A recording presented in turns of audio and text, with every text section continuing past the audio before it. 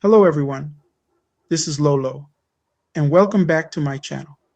Today we are going to embark on a journey into the heart of a delicate paradise, the Bahamas, and begin to answer this question: are cruise ships, those majestic titans of the sea, inadvertently polluting these pristine waters?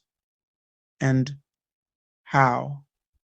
Stay with me to the end because you do not want to miss what I'm about to reveal to you about cruise ships and how they are potentially polluting the waters of the Bahamas and how it's affecting some of the seafood sources in the Bahamian waters. The Bahamas, a constellation of over 700 islands and more than 2,000 cays, is a mosaic of diverse ecosystems. These islands, born of ancient coral reefs, rise gently from the shallow banks, their limestone foundations testament to millennia of marine life. The waters that surround them shift in hue from the palest aquamarine to the deepest sapphire, a direct result of the varying depths and the purity of the ocean floor. This clarity is a window into the delicate underwater gardens that thrive here. Coral cities teeming with an astonishing array of creatures. The sheer number of islands and cays means that the Bahamian coastline is immense, a labyrinth of hidden coves, sweeping bays, and mangrove-lined estuaries. The health of one part of this archipelago is intrinsically linked to the health of all its parts.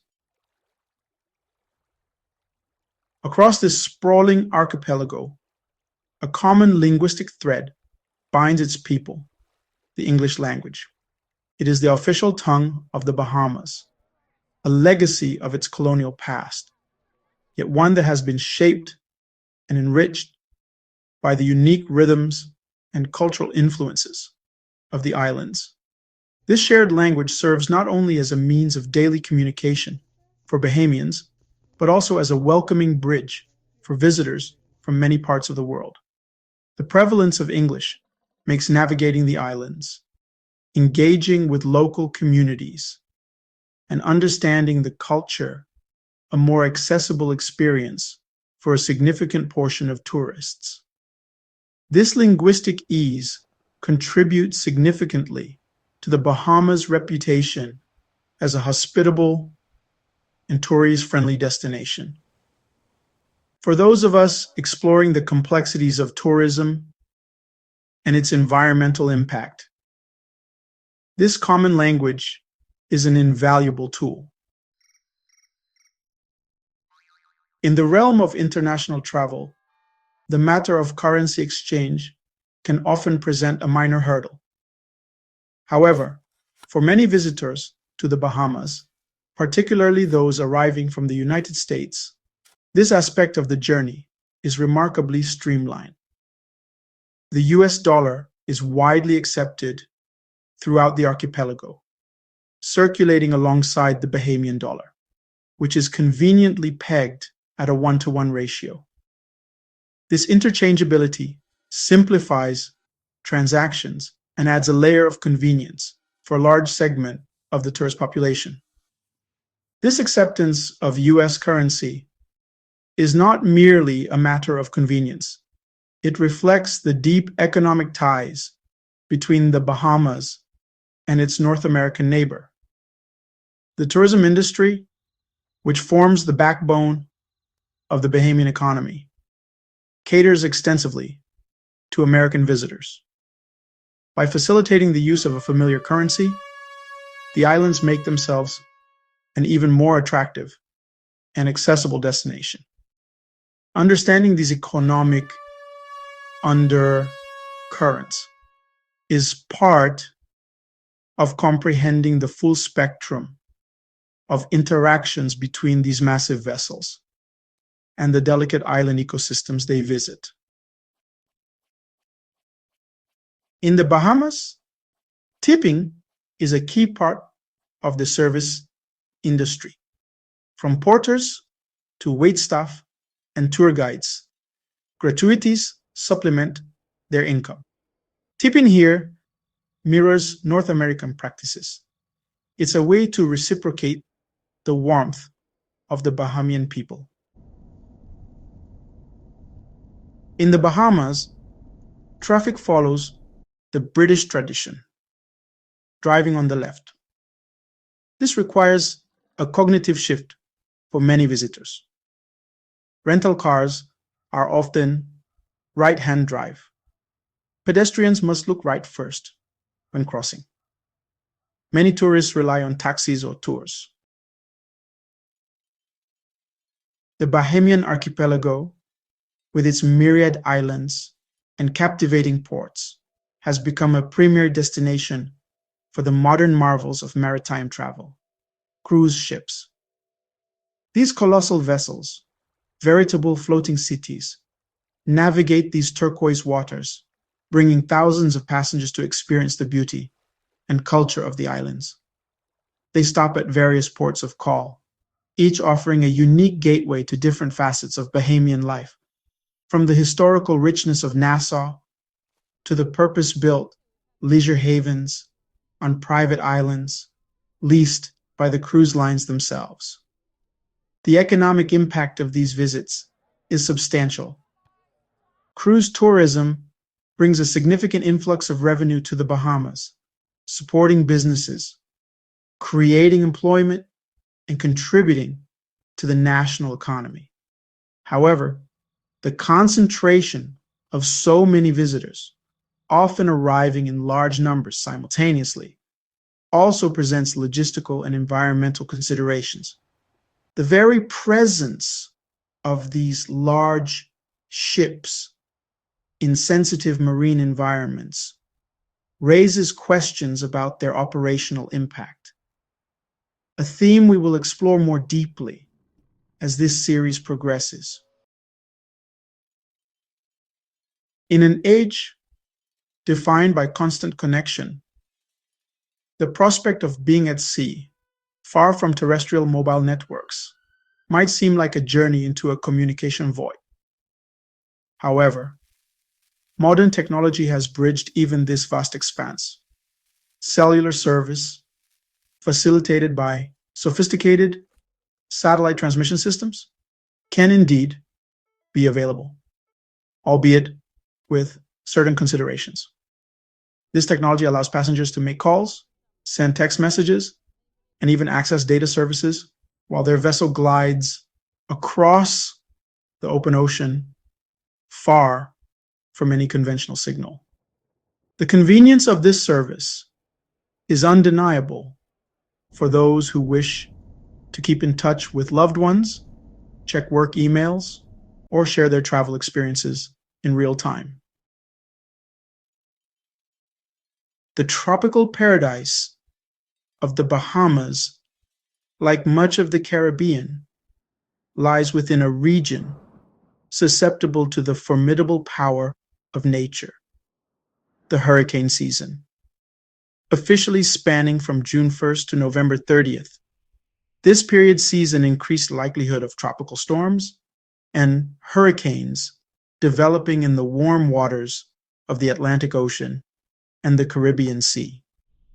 For those planning a cruise, particularly between August and October, which is often cited as the peak, this meteorological reality is a significant factor to consider. Cruise lines, equipped with sophisticated weather forecasting technology and highly experienced maritime professionals, monitor these developments with extreme vigilance. Consequently, during hurricane season, itineraries can be subject to change, sometimes at very short notice. A cruise ship might alter its course to avoid a storm, substituting planned ports of call with alternatives in safer waters, or even shortening or extending a voyage.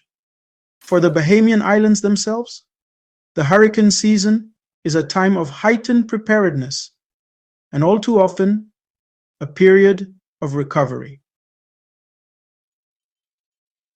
Embarking on a journey to the idyllic shores of the Bahamas, even for a seemingly brief sojourn by a cruise ship, involves navigating the necessary protocols of international travel. For United States citizens, who form a significant portion of visitors to the archipelago, understanding the documentation requirements is essential for a smooth and trouble-free experience. A valid passport is the most widely recommended and accepted form of identification for U.S. citizens cruising to the Bahamas. Although certain closed-loop cruises, those that begin and end at the same U.S. port and travel only within the Western Hemisphere, may allow travel with other WHTI, Western Hemisphere Travel Initiative, compliant documents such as a passport card or an enhanced driver's license.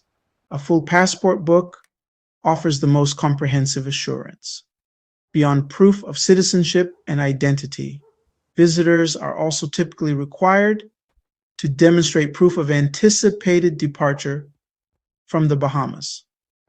The process is generally streamlined for cruise passengers, with much of the documentation checked by the cruise line prior to boarding and upon disembarkation at Bahamian ports.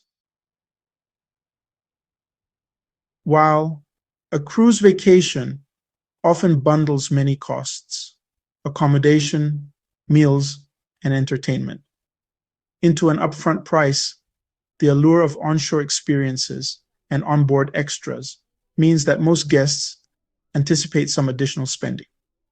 When voyaging to the Bahamas, considering a budget for these incidentals is a practical step.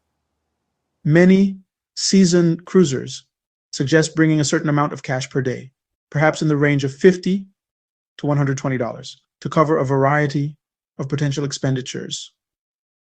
On board the ship, it might go towards specialty dining, alcoholic beverages not included in the package, spa treatments, casino wagers, or souvenirs from the ship's boutiques. Once ashore in the vibrant Bahamian ports, cash becomes particularly useful for smaller purchases from local vendors, market stall crafts, taxi fares for independent exploration, or tips for services received. Budgeting for these expenses helps in managing the overall cost of the vacation and ensures that one can fully embrace the opportunities that arise. Our exploration today has merely skimmed the surface, introducing the magnificent stage upon which the drama of Bahamian tourism, particularly cruise ship activity, unfolds. Here is one. Where do these large ships dump their human waste? I did a research, and here's what I found. There was an article published in, and a report on a Florida news network reported, human waste was making its way into some parts of the Bahamas waters and some fish. The specific article I'm referring to, stating the fish in the Bahamas waters off Florida's coast were found with human waste inside them, is difficult to pinpoint with a precise date. However, a Local 10 news article reported on WPLG about the issue in May 2023, citing a 2019 study by FIU's Fisheries Lab. This study confirmed that human waste is indeed making its way into the bay and ocean. The article highlights that these findings are a direct result of human waste leaching into the waterways. While the exact date of this Article 4 is unknown, the Local 10 news article from May 2023 provides context and information related to the broader issue of human waste in Florida's waters, which includes areas near the Bahamas Stay. Tuned for part 2 of this story to bring you detailed information of how this issue can or may affect your next cruise vacation and what you can do to continue to enjoy your next vacation to the most beautiful place and beaches in the world, the Bahamas. Stay tuned for part 2 of this story. In part of the story, we'll bring you more detailed information on how this issue of potential pollution can or may affect your next cruise vacation, and the foods of the Bahamian waters, and what you can do to continue to enjoy your future vacations on the most beautiful place, islands, and beaches in the world, the Bahamas. Join me as we continue this vital investigation and discussion at the kitchen table with Lolo. See you in the next one, and thanks for watching.